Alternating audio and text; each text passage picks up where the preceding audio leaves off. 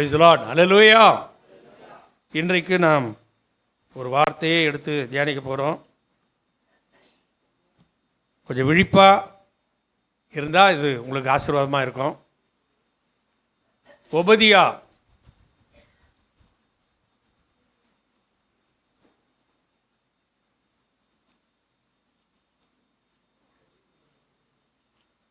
ஆயிரத்தி 71வது பக்கத்தில் இருக்குது. ஒபதியா ஒரே ஒரு அதிகாரம்தான்.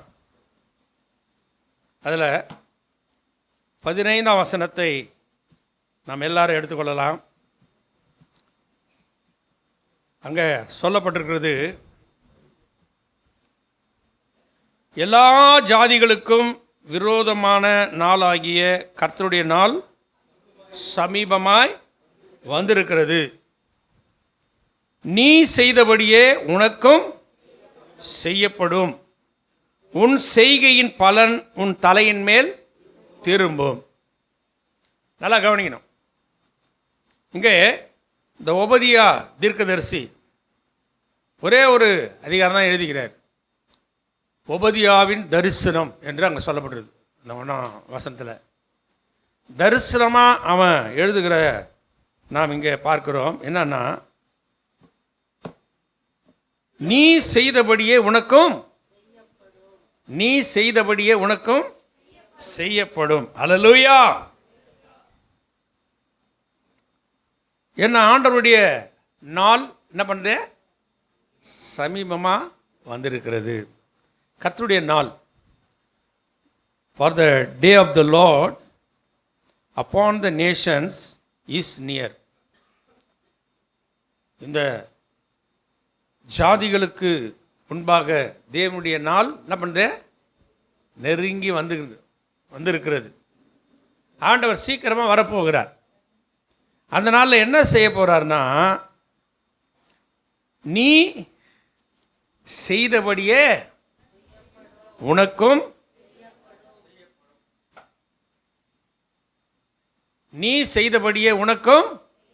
செய்யப்படும். அதை மைண்டில் நல்லா ரெக்கார்ட் பண்ணிங்க. நான் செய்தபடியே எனக்கு செய்யப்படும்.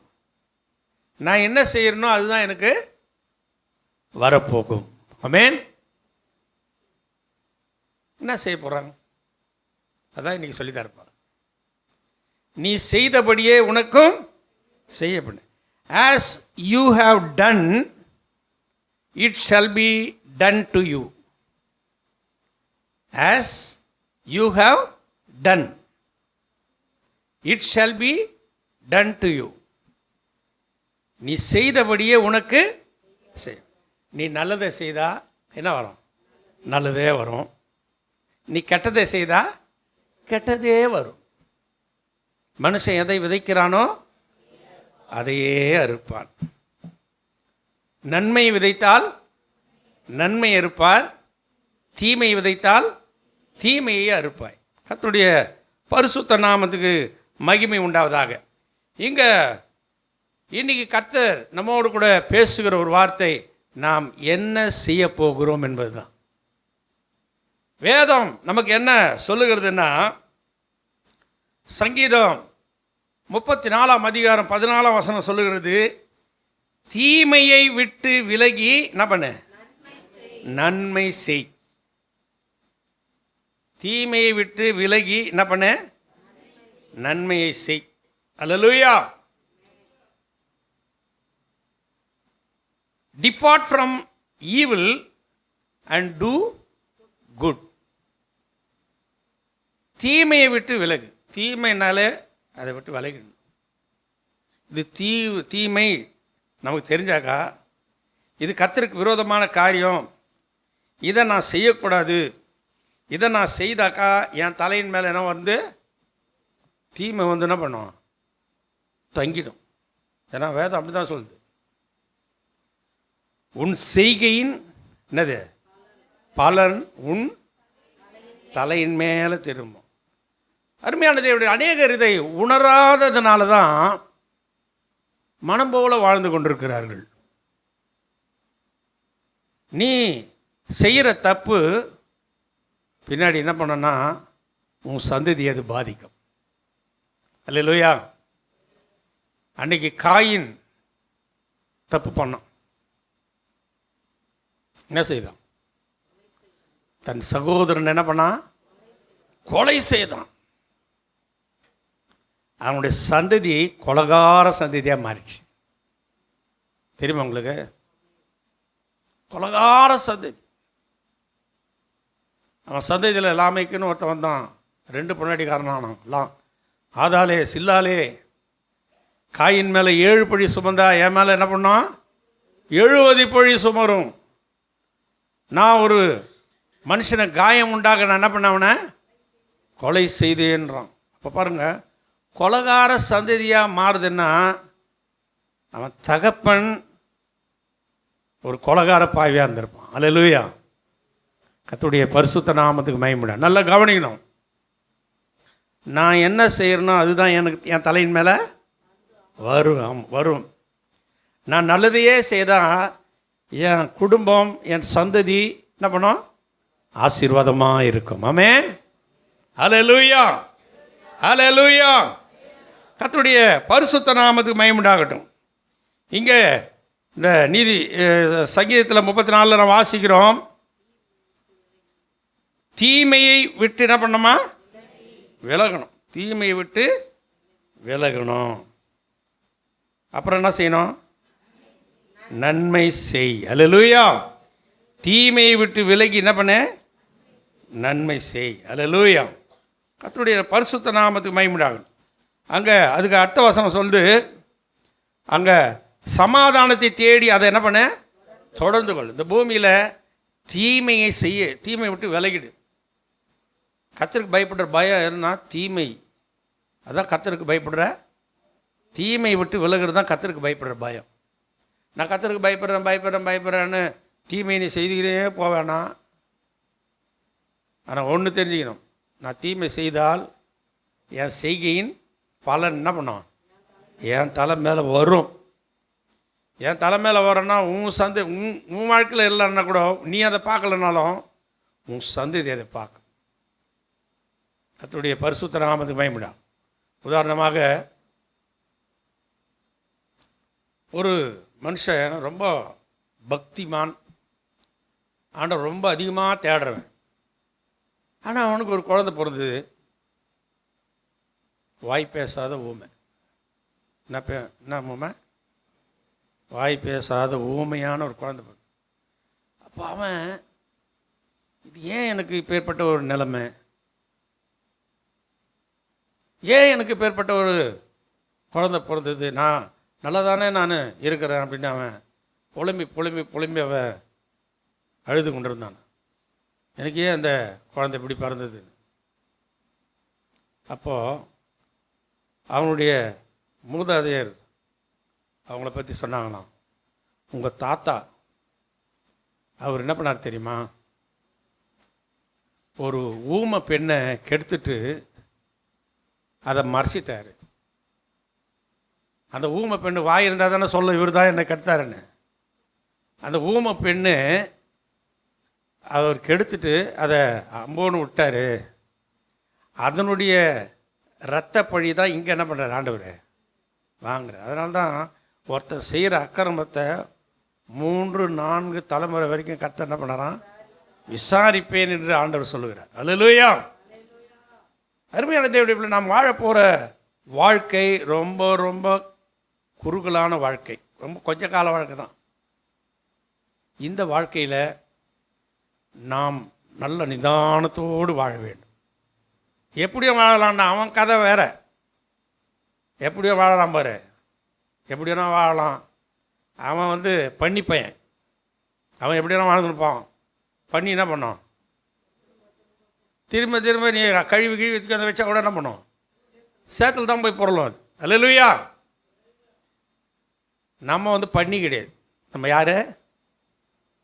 ஆடுகள். அல்லேலூயா.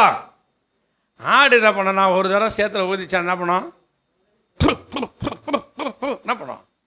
ஒதிரி ஒதிரி ஒதிரி ஒதிரி அதை என்ன பண்ணோம்? சுத்திகரிச்சின்னு அதுக்கப்புறம் அந்த சேத்து பக்கம் போகாது. நீ ஆடா பண்ணியான்னு நீயே ஒன்று பார்த்துக்கணும். நான் பண்ணியாக இருக்கிறேன் இல்லை ஆடாக இருக்கிறேன், நாமே நாம் நிதானித்து பார்க்க வேண்டும். அல்லேலூயா. அல்லேலூயா, அல்லேலூயா. ஆமாம், நம்மை நாமே நிதானித்து பார்க்கணும். இன்றைக்கி காலையில் நான் என்னை பற்றி சொல்கிறேன் உங்களுக்கு. சாக்ஸ் எடுத்தேன், போயிட்டு ஒரு சாக்ஸ் கிடைச்சி ஒரு சாக்ஸ் கிடைக்கல. தேடி தேடி தேடி எனக்கு கோபம் வந்துச்சு. ஒரு சாக்ஸுக்கு ஒரு சாக்ஸை காணுமே பொருள் இன்னும் தொட்டு அப்புறம் தேடி உடனே எனக்குள்ளே இருக்கிற உள்ள ஆவியானவர் பேசுகிறாரு, டே பண்ணி பையல, ஏன் நீ ஏன் ஆத்திர போடுற? பொறுமையாக தேடு, பொறுமையாக தேடு. நாம என்ன நான் திட்டுக்கிறேன், நான் ஒரு சரியான முட்டாள். எதுக்கு நான் இவ்வளோ ஆத்திரம் பண்ணோம்? நாம என்ன பண்ணோம்? நிதானித்து பார்க்க வேண்டும். நம்ம யாருன்னு நம்மளே என்ன பண்ணோம்? அப்போ நான் என் உள்ளமே எனக்கு சொல்லுது, நீ எதுக்கு தேவையில்லாத டென்ஷன் ஆகிற? பொறுமையாக தேடி எடு. அப்போ நாமே நிதானித்து அறிந்தால் நாம் உடனே ஆண்டவரே, நான் எதுக்கு இந்த பதட்டம்? எனக்கு தேவையே இல்லை. பொறுமையாக தேடினா போதும். அல்லேலூயா, எல்லாமே கிடைக்கும். ஆமென், அல்லேலூயா. அதனால் ரொம்ப ரொம்ப ரொம்ப ஜாக்கிரதையாக நம்ம என்ன செய்கிறோமோ அந்த செய்கையின் பலன் என் தலையின் மேலே என்ன பண்ணும்? திரும்பும். இன்றைக்கி உங்களுக்கு சிம்பிளாக நான் சொல்லி கொடுத்தேன்னா, நீ செய்தபடியே உனக்கு செய்யப்படும். அதை நம்ம மைண்டில் நல்லா ஃபிக்ஸ் ஆக்கி வச்சிடும். நம்ம வாழ போகிறது கொஞ்ச கால வாழ்க்கை. பிரசங்கி சொல்கிறான் 9 அதிகாரம் 10 வசனம், செய்யும்படி உன் கைக்கு நேரிடுகிறது எதுவோ அதை உன் பலத்தோடே செய். அல்லேலூயா. நம்ம ஏதாவது கர்த்தருக்காக எதையாவது ஒன்றை செய்யணும். நம்ம பலத்தோடு நம்ம ஒவ்வொரு காரியத்தை செய்துக்கணும். ஆண்டவர் திட்டவட்டமாக சொல்கிறாரு 37ஆம் சங்கீதத்தில் 3ஆம் வசனத்தில், கர்த்தரை நம்பி என்ன பண்ணு? நன்மை செய். கர்த்தரை நம்பி என்ன பண்ணு? கர்த்தரை நம்பிடு, கண்ண மூடி நன்மை செய்தினே இரு. அல்லேலூயா. அதனால் பிரதிபலன் வருதா? வராது. உங்கள்கிட்ட நன்மையை வாங்குவாங்க, ஆனால் உனக்கு தீமை செய்வாங்க. அதை பற்றி கவலைப்படாது. ஆனால் கர்த்தரை நம்பி நீ என்ன பண்ணு? நன்மை செய்திக்கினே இரு. அல்லேலூயா. நமக்கு ஆண்டவர் சொல்லிக் கொடுக்குற பாடம் தான். இன்னும் லூக்கா சுவிசேஷம் 6:31 ஆண்டவர் சொல்கிறாரு, மனுஷர் உங்களுக்கு எப்படி செய்ய வேண்டும் என்று விரும்புகிறீர்களோ அப்படியே நீங்களும் அவர்களுக்கு செய்யுங்கள். இப்போ நம்ம என்ன நினைப்போம்? இவர் எனக்கு என்ன பண்ணணும்? எனக்கு நன்மை செய்யணும், இவர் எனக்கு தீமை செய்யக்கூடாது, இவர் நல்லா, நான் எனக்கு வயசாகினாக்குது, என் பையன் நிரம்பணுவான், என்னை பார்த்துக்குவான், நான் கனவு கண்டிருப்பேன். நாளைக்கு அவர் என்ன பண்ணுவார்? வேறு ட்ராக்கில் போயிட்டு என்னை அம்மோன்னு விட்டார்னா நான் என்ன ஆகுறேன்? அப்போ நான் விரும்புவேன், என் பையன் எனக்கு என்ன பண்ணோம்? எனக்கு நன்மையாக செய்யணும்.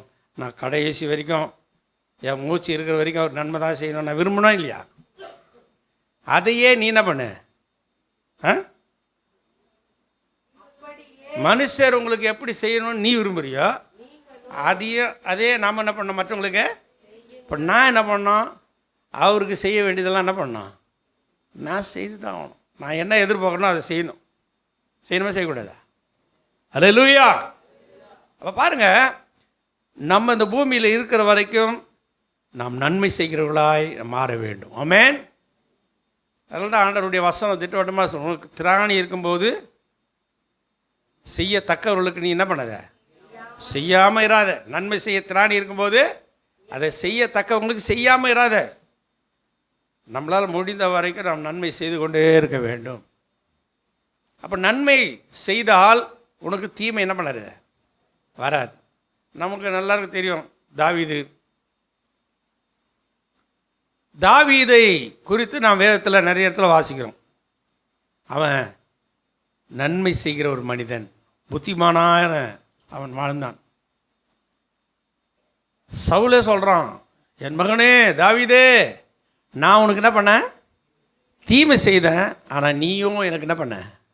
நன்மை செய்தாய். அல்லேலூயா. வேதத்தில் 1 சாமுவேல் நீங்கள் அதை வாசிக்கலாம். நான் எவ்வளோ உனக்கு தீமை செய்தேன், ஆனால் நீயும் எனக்கு நன்மை செய்தாய். அல்லேலூயா. இப்போ தாவீது அவனுடைய வாழ்க்கையில் அவன் கர்த்தரை நம்பி அவன் எல்லாருக்கும் என்ன பண்ணுறான்? நன்மை செய்து கொண்டே இருக்கிறான். ஆவிக்குரிய பிள்ளைகளாகி நாம் ஒவ்வொருவரும் நாம் இந்த பூமியில் வாழ்கிற இந்த கொஞ்ச கால வாழ்க்கையில் மற்றவர்களுக்கு நன்மை செய்கிறவர்களாய் நாம் காணப்பட வேண்டும். தாவீதை போல. தாவீது அவன் நன்மை செய்தான், ஆனால் சவுல் என்ன பண்ணுறான்? அவனுக்கு தீமையே செய்கிறான். ஒரு முறை நீங்கள் 1 சாமுவேல் 26 அதிகாரத்தை வாசிக்கலாம். நீங்கள் அங்கே தாவீது என்ன பண்ணுறான்னா, அவன் எவ்வளோ சவுலுக்கு நன்மை செய்கிறான். எத்தனையோ முறை கர்த்தரால் அபிஷேகம் பண்ணப்பட்ட மேல் என் கையை என்ன பண்ண மாட்டேன்? போட மாட்டேன். உறுதியாக இருக்கிறான். அதில் கர்த்தர் அபிஷேகம் பண்ணப்பட்ட இந்த மனிதர் மேலே என் கையை நான் போட மாட்டேன். ஒரு முறை இப்போது என்ன ஆயிடுச்சுன்னா, இவன் இந்த சவுல் என்ன பண்ணுறான்னா, ஒரு பெரிய படையை திரட்டிக்கிட்டு போய் தாவீதை எப்படியாவது என்ன பண்ணான்? கொன்று போட வேண்டும் என்று ஒரு பயங்கரமான ஒரு காட்டுக்குள்ளே போயிட்டு அவன் இருக்கிற இடத்துல போயிட்டு அவங்க ரெஸ்ட்டில் ஒரு அயர்ந்த நித்திரையில் இருக்கிறாங்க. இந்த 1 சாமுவேல் 26 அதிகாரத்தில் நீங்கள் போய் அப்புறம் வாசிங்க. அங்கே சொல்லப்பட்டிருக்குது. அல்லேலூயா. நீங்கள் அதை வாசிக்கலாம் தெரியும். 21ஆம் வசனத்தை வாசிக்கும் போது, அப்பொழுது சவுல், நான் என் குமாரனாகி தாவீதே திரும்பி வா, என் ஜீவன் இன்றைய தினம் உன் பார்வைக்கு அருமையாயிருந்தபடியால் இனி உனக்கு ஒரு பொல்லாப்பும் செய்யேன். இதோ நான் மதியற்றவனாய் மகா பெரிய தப்பிதம் செய்தேன். என்ன நடந்ததுன்னா, சவுல் என்ன பண்ணுறான்னா, ஒரு பெரிய படையை திரட்டிக்கிட்டு போயிட்டு தாவீதை எப்படியாவது பிடிச்சி கொன்று போட வேண்டும் என்று ஒரு இடத்துல போய் அவங்க பாளையம் இறங்கிறாங்க. நைட்டில் நல்லா தூங்கிட்டானுங்க. சவுல் நல்லா தூக்குறான். தாவீதினுடைய மனுஷன் சொல்கிறான், ஒரே ஒரு வார்த்தை மட்டும் சொல்லும், சவுல் தலையை நாங்கள் தூக்கின்னு வந்துடுறோம் போயிட்டுன்னு. அல்லேலூயா. தாவீது சொல்கிறான், நோ, கர்த்தரால் அபிஷேகம் பண்ணப்பட்ட மனுஷன் மேலே என் கையை என்ன பண்ண மாட்டேன்? போடுவதில்லை. அவராக ஏதாவது யுத்தத்தில் போயோ அல்ல மற்ற காரியங்களில் போய் இறந்தால் வழியே நான் அவர் மேலே கை போட மாட்டேன். ஒன்று செய்யுங்கடான்றார். அவர் தலைமாட்டில் இருக்கிற ஈட்டியையும் அந்த தண்ணீர் சொம்மையும் எடுத்துக்கொண்டு வாங்க அப்படின்னு அதை போய்ட்டு எடுத்துகிட்டு போயிடுறாங்க. ஆனால் அது வரைக்கும் இவனுங்களுக்கு என்ன பண்ணல, ராஜாவை சுற்றி பெரிய படைய சூழ இருக்குது, எல்லாம் தூங்கிட்டானுங்க. ஆனால் இந்த விஷயம் தெரிஞ்ச உடனே ராஜா என்ன பண்ணுறாரு, உடனே பயப்படுறாரு. அதான் இந்த வசனம் என்ன சொல்கிறாரு, என் ஜீவன் இன்றைய தினம் உன் பார்வைக்கு அருமையாக இருந்தபடியால் அப்படின்னு சொல்கிறான். கடைசியில் அவர் சொல்கிறாரு, என் குமாரனாகி தாவீதே, நீ ஆசீர்வதிக்கப்பட்டவன், நீ பெரிய காரியங்களை செய்வாய், மேன்மேலும் பலப்படுவாய் என்று யார் சொன்னது? இதை சவுல் தாவீதை பார்த்து சொல்கிறார். அல்லேலூயா. அருமையான தேவனுடைய பிள்ளைகளே, இந்த பூமியில் கர்த்தரை நம்பி நீ நன்மை செய்யும்போது, ஒருவேளை அநேகர் உனக்கு விரோதமாக தீமை கூட செய்யலாம். அநேகர் உன்னை முன்னால் போக விட்டு பின்னால் ஒரு மாதிரி பேசுவான், துரோகம் பண்ணலாம். ஆனால் நீ பயப்படாது. ஒரு வார்த்தை சொல்லு, உனக்கு விரோதமாய் ஒருத்தன் எழும்பினான்னா அவன் எலும்பு தேவன் என்ன பண்ணுவான்? சிதறப்படும் என்றார். நீங்கள் சங்கீதம் 53 5ஆம் வசனத்தை வாசிங்கெல்லாம் அங்கே சொல்லப்படுறது பாருங்கள். சங்கீதம் 53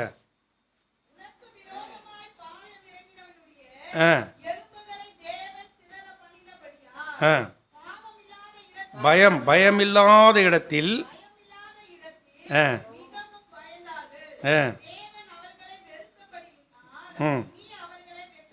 லேலுயா. பாருங்க, இப்போ உனக்கு விரோதமாக பாலை மிறங்கினான், தாவீதுக்கு விரோதமாக பாலை மிறங்கினான். ஆனால் தாவீது நன்மை மாத்திரம் செய்தான், தீமை செய்யலை. ஆனால் கர்த்தர் என்ன பண்ணார்? அவனுக்கு விரோதமாய் போராடினார். ஆமென். அந்த சவுல் ஒரு யுத்தம் வந்தது, அவன் மரித்து போனான், அவன் குமாரன் மரித்து போனான், இஸ்ரவேல் முறிந்தோடி போனார்கள். கர்த்தருடைய நாம் அதெல்லாம் நமக்கு தெரியும். அருமையான தேவன், நாம் நன்மையை செய்து கொண்டே இருப்போமானால் நமக்கு விரோதமாக இருப்பவன் யார்? அல்லேலூயா. கர்த்தர் நமக்கு நன்மை மாத்திரம் செய்வார். ஆகவே நான் உங்களுக்கு சொல்லுகிற புத்தி என்னன்னா, தீமை செய்யாதீங்க. தீமையை விட்டு விலகிட்டு என்ன பண்ணுங்க? நன்மை செய்ய ஆரம்பிச்சிடுங்க. நான் தீமையே செய்திருப்பா, தீமையை செய்ய செய்ய தீமை தான் உனக்கு வந்து சேரும். உன் குடும்பத்தில் தீமை உங்கள் குடும்பத்தை விட்டு நீங்காது. துன்மார்க்கனுடைய அடுப்பு என்ன பண்ணும்? அணைந்து போகும். ஆகவே நாம் ஒவ்வொரு நாளும் ரொம்ப ஜாக்கிரதையாக இருக்கும். நாம் கர்த்தருடைய பிள்ளைகள், கர்த்தரை நம்பி இருக்கிறோம். தேவன் வானத்தில் இருக்கிறார், நாம் பூமியில் இருக்கிறோம். அவர் கேட்பார், அவர் பார்ப்பார், அவர் பார்ப்பார், கேட்பார். அதனால தான் 34 சங்கீதத்தில் நம்ம வாசிக்கிறோம், நீதிமான் மேலே கர்த்தர் என்ன பண்ணுவாராம்? நோக்கமாக இருப்பார். அப்படி தானே சொல்லுதாங்க. நீதிமான்களை கர்த்தர் என்ன பண்ணுவார்? 34 கர்த்தருடைய கண்கள் நீதிமான்கள் மேல் நோக்கமாக இருக்கிறது, அவருடைய செவிகள் அவருடைய திறந்திருக்கிறது. தீமை செய்களுடைய பேரை பூமியில் இராமல் அற்று போக பண்ண கர்த்தருடைய முகம் அவர்களுக்கு. ஆமாம், தீமை செய்தா, ஒருவேளை தீமை செய்தால் கொஞ்சம் அப்படியே நல்லா இல்லான்னு நினைக்காத. இந்த உலகத்தில் எவனாக இருந்தாலும் சரி, அவன் பெரிய பொசிஷனில் இருந்தாலும் சரி, சாதாரண ஆண்டியாக இருந்தாலும் சரி, தீமை செய்தால் கர்த்தருடைய முகம் அவனுக்கு என்ன ஆகிடும்? விரோதமாக மாறிடும். தீமை செய்கிறவன் சடிதியில் ஆபத்து வரும். எப்போ வரும்னு சொல்ல முடியாது. எப்போ ஒருத்தன் 1000 கோடி 1,00,000 கோடிலாம் வச்சுருக்கிறான், அவன்லாம் அப்படியே நல்லா இருப்பான்னு நினைக்கிறான். அவன் வேஷமாகவே தெரிகிறான், விருதாவாகவே. அவன் ராத்திரியில் தூங்க மாட்டான். எந்த நேரத்தில் எவன் அமலாக்கத்துறை வரானா, இவன் வரானா, அவன் வரானா, அவனுக்கு தூக்கமே வராது. நம்ம நிம்மதியாக தூங்கிருக்கிறோம். அவனுக்கு என்ன இருக்காது? தூக்கமே இருக்காது. அவன் ஒவ்வொரு நாளும் அலறி அலறி அலறி அலறி கடைசியில் அழிஞ்சே போயிடுவான். அதனால் நாம் இந்த பூமியில் இருக்கிற வரைக்கும் எல்லாருக்கும் நன்மை செய்கிறவர்களாக நமக்கு. ஏன்னா நன்மை செய்தால் நம்ம மேலே கர்த்தர் என்ன பண்ணுவார்? நன்மை. அதான் தாவீது நன்மையே செய்து கொண்டிருந்தான். கர்த்தர் அவனை என்ன பண்ணார்? எல்லா தீமைக்கும் விலக்கி காத்தார். அவனை ராஜாவாக்கினார். அவன் அந்த பூமியில் நீடித்து வாழ வைத்தார். அல்லேலூயா. தாவீதுடைய சரித்திரம் எல்லாருக்கும் தெரியும். கர்த்தருடைய பரிசுத்த நாமத்துக்கு மகிமை. அதனால் கர்த்தரை நம்பி நாம் என்ன செய்யணும்? நன்மை செய்து கொண்டே இருக்கணும். ஆண்டவருக்காக எதையாவது ஒன்றை செய்யணும். என் குடும்பத்தில் குறைவுகள் நிறைவாகணும் அப்படின்னு நினைக்கிறியா? நமக்கு நல்ல தெரிஞ்ச ஒரு சம்பவம். யோவான் 2ஆம் அதிகாரத்தில் நான் வாசிக்கும்போது ஒரு கானாவூர் ஒரு கல்யாணம் வந்தது. இந்த கானாவூர் கல்யாணத்தில் இயேசு என்ன பண்ணாராம்? அழைக்கப்பட்டிருந்தார். அவருக்கு ஒரு அழைப்பு கொடுத்தாங்க, இன்விடேஷன். அவர் ஒரு மூலையில் உட்காந்துருக்கிறாரு. தடப்படலாம் நடக்குது கல்யாணம். பந்தி நடத்துகிறாங்க. என்ன ஆச்சாங்க? திராட்சை ரசம் ஆயிடுச்சு, உறவிப்பட்டு போச்சு. அந்த கல்யாண வீட்டுக்காரன் என்ன பண்ணோம்? நேராக எங்கே போயிருக்கணும்? இயேசுவினிடத்தில் போயிருக்கணும். அவர் தான் தேவன், அதிசயங்களை செய்கிறவர். அவர்கிட்ட போகல, அவங்க அம்மா கிட்ட போனான். அவர் தாய்கிட்ட போயிட்டு என்ன பண்ணான்? அம்மா இந்தமாரி ஆகிப்போச்சு, அம்மா என்ன பண்ணலாம்? கையை பிசைக்கிட்டு போய் அம்மா கிட்ட போய் சொல்கிறான். அந்த அம்மாவுக்கு ஒரு அத்தாரிட்டி வந்துச்சா, நம்ம பையன் தானே, சொன்னாங்க என்ன பண்ணுவார்? செஞ்சிடுவார்.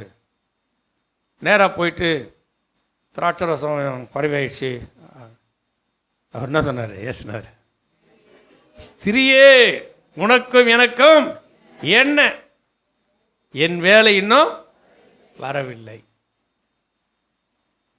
ஸ்திரியனாக்கா ஒரு உமன், நீ ஒரு சாதாரண ஒரு லேடி, ஆஸ் எ லேடி.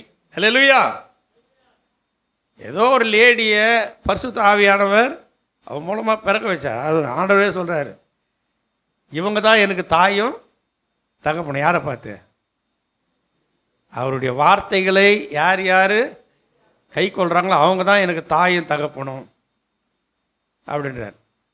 அப்போ பாருங்கள், நம்ம இந்த பூமியில் இருக்கிற வரைக்கும் நமக்கு யார் தாய் தகப்பன்னா?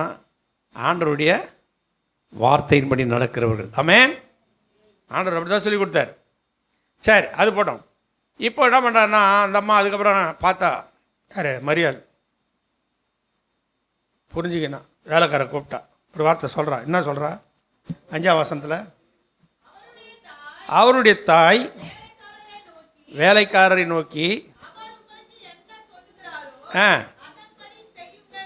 அல்லேலூயா. அந்த மாதம் புரிஞ்சுக்கணும். அவர் உங்களுக்கு என்ன சொல்கிறாரோ அதன்படி என்ன பண்ணுங்க, செய்யுங்க. வேலைக்காரங்கிட்ட சொல்லிட்டார், அவர் என்ன சொல்கிறாரோ அதன்படி செய்யுங்க, நான் இதில் என்ட்ரி பெற ஆக மாட்டேன்னு. அவள் வேலைக்கு போயிட்டான். அப்போ ஆண்டவர் பார்த்தார், வேலைக்காரங்களை கூப்பிட்டார். போயிட்டு என்ன பண்ணு, கச்சாடி எடுத்துன்னு வாங்க. கச்சாடி எதுக்கு யூஸ் பண்ணுவாங்க இந்த காலத்தில்? வெளியில் கால் கழுவுறதுக்கு வச்சுருப்பாங்க. அந்த காலத்திலலாம் வந்து வெளியில் போயிட்டு சுற்றிட்டு வந்தாக்கா கையை காலை கழுவிக்கிட்டு தான் என்ன பண்ணுவாங்க, வீட்டுக்குள்ளே வருவாங்க. அதுதான் முறை. அதுக்காக எந்த வீட்டில் பார்த்தாலும், இப்போ என்ன பக்கத்தில் கூட அதெல்லாம் இல்லைன்னு நினைக்கிறேன். பழைய காலத்திலலாம் வந்து வெளியில் ஒரு பானை மாதிரி வச்சுருப்பாங்க. இப்போ வச்சுக்கிறீங்களா? வச்சுருந்தா ரொம்ப சந்தோஷம். இப்போ அங்கங்கே பேய் மாரி சுற்றிட்டு அது எது நேராக வீட்டுக்குள்ளே போட்டு. கொரோனா பீரியடில் அப்போ கொஞ்சம் சும்மா ஒவ்வொரு வீட்லேயும் சும்மா என்ன பண்ணும், சாணி தைக்கிறது, அப்புறம் சானிடைசரு, அப்புறம் மஞ்சள் தெளிச்சு வச்சுருந்தேன். ஏன்னா பயம், எங்கடா நம்ம வீட்டில் என்ன வந்துட்டு போகுது, கொரோனா வந்துட்டு போகுது. கையை கழுவிட்டு தான் உள்ளே போவாங்க. சானிடைசர் போட்டு கை கழுவிட்டு தான் உள்ளே போவாங்க. இப்போ பயமெல்லாம் விட்டு போச்சு. அல்லேலூயா. சரி, அது போட்டோம். அந்த எங்கேயோ கிடந்த அந்த கற்சாடியை எடுத்துன்னு வாங்கன்றார். எடுத்துன்னு வந்தாங்க.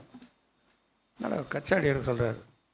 ஒன்றுக்கு உதவாத எல்லாராலும் வெறுத்து வெளியே தள்ளுற அந்த கச்சாடியை கொண்டு வந்து வெளியே எடுத்துன்னு வந்து வச்சாருங்க.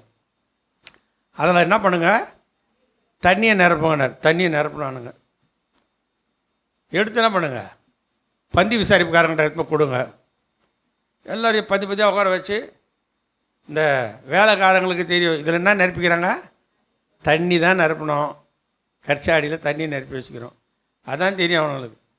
எடுத்துமே கொடுங்கன்னார். எடுத்துமே அவனுங்க அப்படி அவர் என்ன சொன்னாரோ அதன்படி என்ன பண்ணாங்க, செய்தார்கள். என்ன நடந்தது? தண்ணீர் ருசி உள்ள திராட்சை ரசமாய் மாறினது. எல்லாரும் ஆச்சரியப்படுறாங்க. நல்ல ருசியான திராட்சை ரசம் எங்கேருந்து வந்துச்சு? அருமையான தேவனுடைய பிள்ளைகளை நல்லா கவனிக்கணும். உங்கள் வாழ்க்கையில் ஒரு குறைவு இருக்குது. உங்கள் வாழ்க்கையில், என் வாழ்க்கையில் ஒரு நன்மை இல்லையேன்னு ஒரு வேளை நீ கலங்கி, நான் எத்தனையோ பேருக்கு நன்மை செய்கிறேன், என் வாழ்க்கையில் இன்னும் நன்மை வரலையேன்னு ஒரு வேளை நீ கலங்கி கொண்டிருக்கலாம். ஆண்டவருடைய வார்த்தையின்படி நீ என்ன பண்ணணும், செய்தால் போதும். அல்லேலூயா. முதல்ல சொன்ன நன்மை செய்யணும். ரெண்டாவது ஆண்டவருடைய வார்த்தையின்படி செய்யணும். ஆண்டவருடைய வார்த்தையின்படி நீ செய்தால் உன் குடும்பத்தில் இருக்கிற எல்லா குறைவுகளும் என்ன பண்ணும், நிறைவாய் மாறும். அந்த காணா ஒரு கல்யாணத்தில் குறைவுகளை கர்த்தர் என்ன பண்ணார், நிறைவாய் மாற்றினார். ஆமென். ரெண்டாவது என்ன செய்யணும், நம்ம கர்த்தருடைய வார்த்தையின் படியே என்ன பண்ணோம், செய்ய வேண்டும். இந்த பூமியில் வேதம் சொல்லுகிறது, புத்தியுள்ள ஒரு மனுஷனுக்கு ஒப்பிடுறான்றார். யார? என்னுடைய வார்த்தையின்படி யாரு நடக்கிறானோ அவனை கண்மலையின் மேல் வீடு கட்டின புத்தி உள்ள மனுஷனுக்கு ஒப்பிடுவேன். அது மேலே எத்தனை விதமான அலைகள் மோதினாலும் காற்று அடித்தாலும் அது என்ன பண்ணும், ஒன்றும் அசையாது. அல்லேலூயா. இந்த வார்த்தையின்படி, இதுதான் கர்த்தர் கொடுத்த நமக்கு வார்த்தை. இந்த வார்த்தைக்கு நம்ம பயப்படணும். நீ எதுக்கு பயப்படுறியோ எனக்கு தெரியாது, வேறு எதுக்கும் பயப்பட வேண்டிய அவசியம் இல்லை. இந்த வார்த்தைக்கு ஒரு மனுஷன் பயந்துட்டான்னா இந்த பூமியில் வேறு எதுக்கும் அவன் பயப்படவே மாட்டான். ஆமென். இந்த வார்த்தை அது ஜீவனுள்ள வார்த்தை, அது ஒரு நாளும் பொய்யுரையாது. அது செய்ய நினைக்கிறத என்ன பண்ணோம், செய்துவிட்டு தான் திரும்பும். அதனால் நம்முடைய வாழ்க்கையை இந்த வார்த்தையின் மேலே கட்டுகிறவர்களாய் நாம் மாற வேண்டும். இந்த வசனத்தை நம்ம விட்டுறக்கூடாது. இந்த காதில் வாங்கி இந்த காதில் விட்டு போயினே இருக்கக்கூடாது. ஒன்று நினச்சிக்கணும், வசனம் சொல்லிடுச்சு, நீ என்ன செய்கிறாயோ அதுதான் உனக்கு செய்யப்படும். ஆமென். அப்போ இன்றையிலேருந்து நாம் தைரியமாக இருக்கணும். என் வாழ்க்கையில் நான் நன்மையை தவிர வேறு ஒன்றையும் செய்ய மாட்டேன். தீமை விட்டு விலகிடுவேன், நன்மை செய்வேன். இரண்டாவதாக, என் வசனம் கர்த்தருடைய வார்த்தை என்ன சொல்லுகிறதோ அந்த வார்த்தையின்படி நான் செய்தால் என் குறைவுகளை எல்லாம் கர்த்தர் என்ன பண்ணுவார், நிறைவாக்கும். உங்கள் வாழ்க்கையில் என்ன குறை வந்தாலும் ஆண்டவருடைய வார்த்தைக்கு முதல்ல கீழ்ப்படியப்பார். இந்த வார்த்தையை நீ மனதார ஏற்றுக்கொண்ட, ஆண்டவரே உடைய வசனம் இப்படி சொல்லுகிறதே, இதுக்கு நான் நடுங்குகிற ஆண்டவரே, என் வசனத்துக்கு நடுங்கிறவனையே நோக்கி பார்ப்பேன் ஆண்டவர் சொல்லியிருக்கார். அதனால் ஆண்டவர் என்ன சொன்னாலும் அதை செய்ய நான் ஆயத்தமாக இருக்குன்னு ஒப்பு கொடுத்தாக்கா போதும், உங்கள் குடும்பத்தில் இருக்கிற குறைவுகளெல்லாம் கர்த்தர் நிறைவாக்குவார். ஆமென். அல்லேலூயா. மூன்றாவதாக ஒரு காரியத்தை சொல்லி நான் முடிச்சுக்க போகிறேன். ஆதியாகமம் 18ஆம் அதிகாரம் 18-19 எடுத்தீங்களா, அங்கே சொல்லப்பட்டிருக்குது.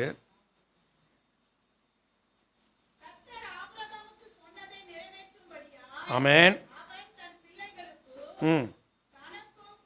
இல்லைம்மா, 18 நான் செய்ய போகிறதை ஆபிரகாமுக்கு மறைப்பேனோ. அதுக்கு முன்னாடி வசனம் சொல்கிறார் ஆண்டவர், அப்பொழுது கர்த்தர் ஆபிரகாம் பெரிய பலத்த ஜாதியாவதனாலும் அவருக்குள் பூமியில் உள்ள சகல ஜாதிகளும் ஆசீர்வதிக்கப்படுவதனாலும் நான் செய்ய போகிறதை ஆபிரகாமுக்கு மறைப்பேனோ.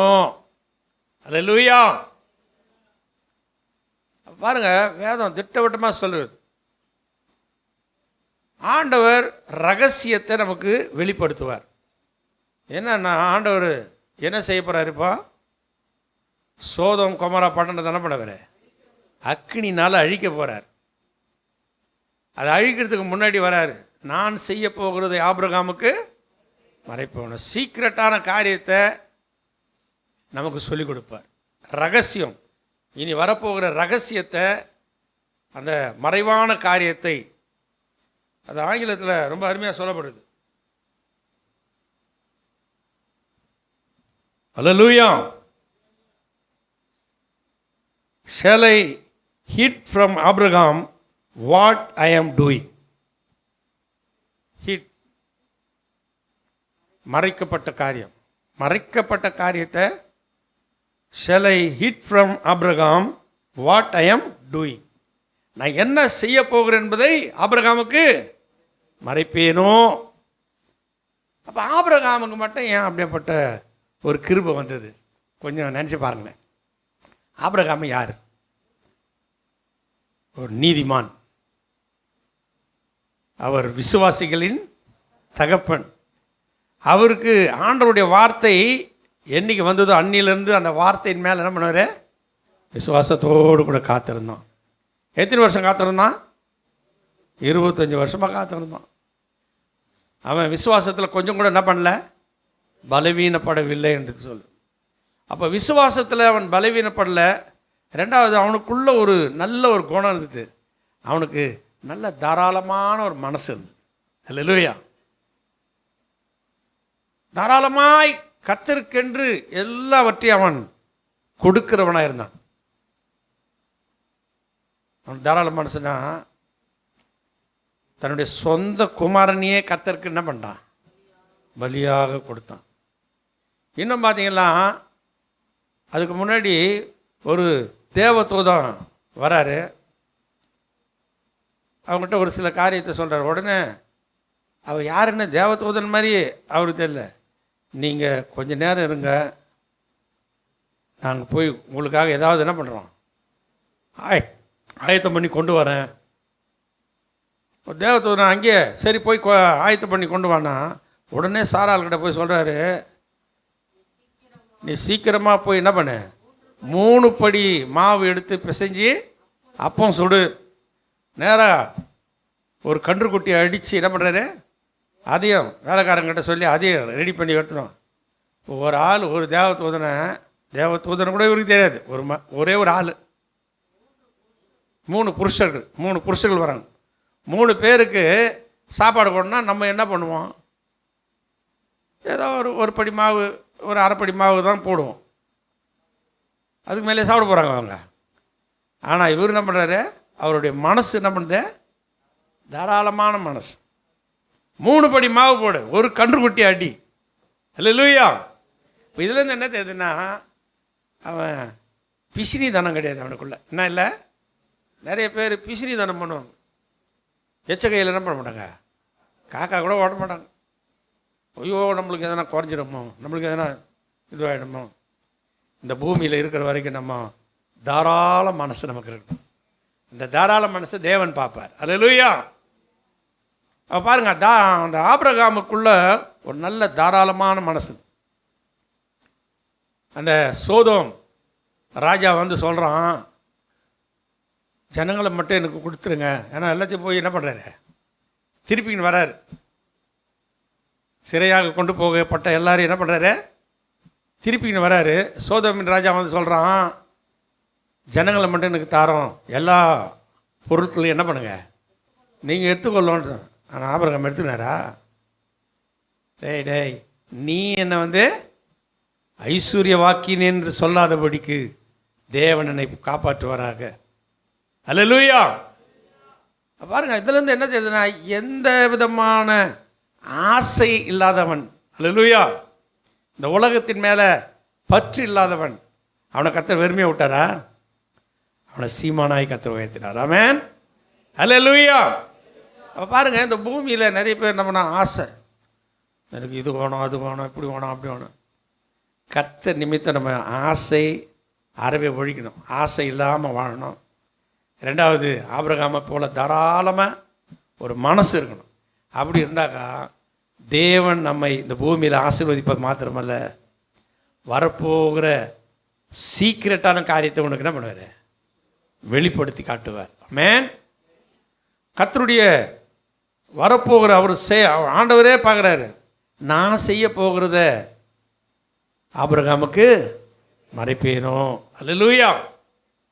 அப்போ ஆபிரகாம் கிட்ட எல்லாத்தையும் ஆண்டவர் சொல்கிறார். அப்போ நாம் கூட ஆபிரகாமை போல நாம் ஒவ்வொருவரும் நல்ல தாராள மனமுள்ளவர்களாய், எதன் மேலும் பற்று வைக்காதபடி, ஆசை வைக்காதபடி, அவன் எல்லாம் அவனே சொல்கிறான், அந்த ராஜாவே சொல்கிறான், எல்லாத்தையும் நீ எடுத்துக்கோ, ஜனங்களை மட்டும் எனக்கு தாரான், நீ என்ன ஐஸ்வர்ய வாக்கினேன் என்று சொல்லாத சரட்டையாகில நான் என்ன பண்ணுறேன், எடுத்துக்கொள்ள மாட்டேன். அல்லேலூயா.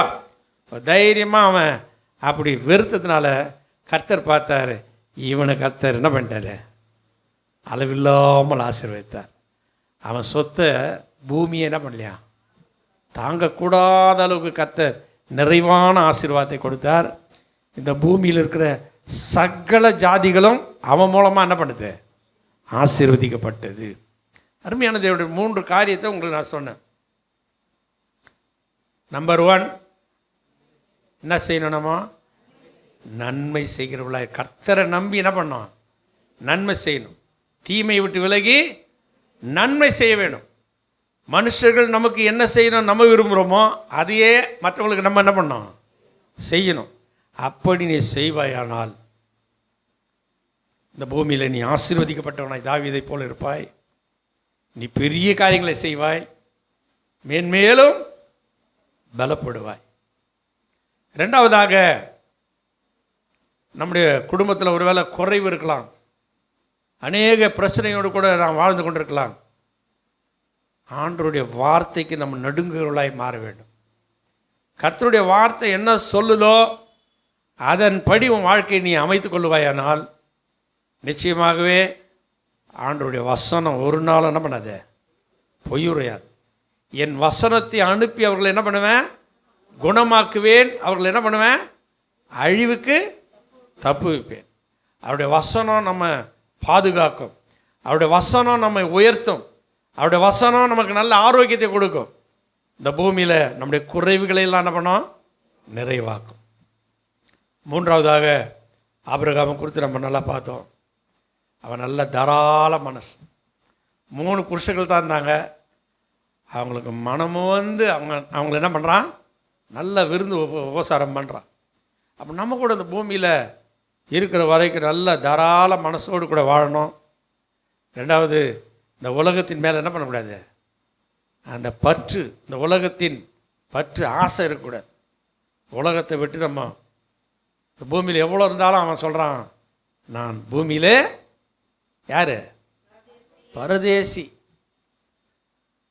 நமக்கு சும்மா கொஞ்சம் இருந்தாலே நம்மளை கையில் பிடிக்க முடியல. நிறைய பேர் கொஞ்சம் சில்லறை அதிகமாகிடுச்சுன்னா வச்சுக்க, எங்களுக்கு ரொம்ப பிஸி ஆகிட்டோம்.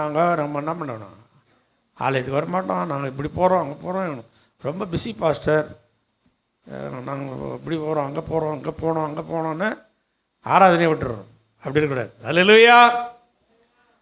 ஆபிரகாம் எல்லாவற்றிலும் கர்த்தரை மாத்திரம் உயர்த்தி கொண்டிருந்தான்.